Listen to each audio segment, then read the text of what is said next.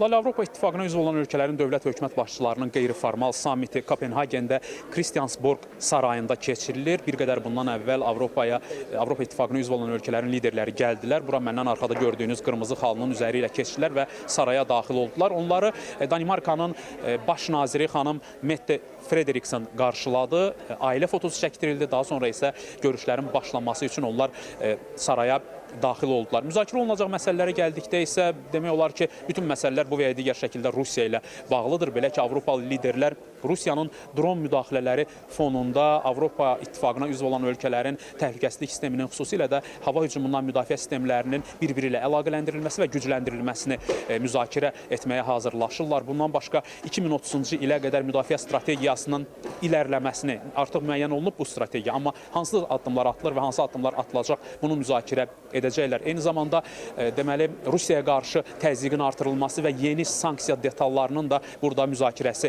gözlənilir və Ukraynaya yardımın artırılması da Avropa liderlərinin əsas müzakirə mövzularından biri olacaq. Bugünə qədər Avropa İttifaqı və İttifaqı üzv olan ölkələr ayrı-ayrılıqda 173,5 milyard avro həcmində Ukraynaya artıq yardım göstəriblər, amma bu yardımın göstərilməsi daha da intensivləşəcək qarşıdakı aylarda. Bundan başqa Avropa liderləri eyni zamanda Ukraynanın Avropa İttifaqına üzvlüyü məsələsinin də yaxın gələcəkdə mümkünlüyünü müzakirə edəcəklər bugün.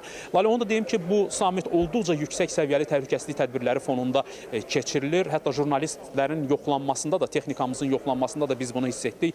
Bir çəkiliş qrupunun yoxlanması adətən belə sammitlərdə 15-20 dəqiqədən artıq olmur, amma burada 45 dəqiqə hər media qurumunun texnikasına özünü yoxladılar, daha sonra içəri buraxdılar. Eyni zamanda Danimarkada hava hücumundan müdafiə sistemi də bu tədbirlərə görə xeyli gücləndirilib. Bildiyiniz kimi, ötən həftə Danimarka səmasında çoxlu sayda müxtəlif vaxtlarda Rusiya dronlarına rast gəlinmişdi. Ona görə də bu dəfə artıq Avropanın digər ölkələri də təhlükəsizliyin təmin olunmasında Danimarkaya öz dəstəklərini əsirgəməyiblər. Belə ki, Fransa 35 yüksək səviyyəli təhlükəsizlik mütəxəssisini, Fennek helikopterini və dron müdafiə sistemini Danimarkaya göndərib bu tədbirlərin təhlükəsizliyinin təmin edilməsi üçün. İsveç bir neçə antidron sistemi göndərib Danimarkaya. Eyni zamanda Polşa və Böyük Britaniya da Danimarkaya təhlükəsizliyin təmin olunması üçün yardım göstərən ölkələr sırasındadır. Digər buraxılışlarımızda, qarşıdakı buraxılışlarımızda müzakirələrlə bağlı daha ətraflı məlumat çatdırmağa çalışacağıq. Hələlik söz sizdə, Lalə.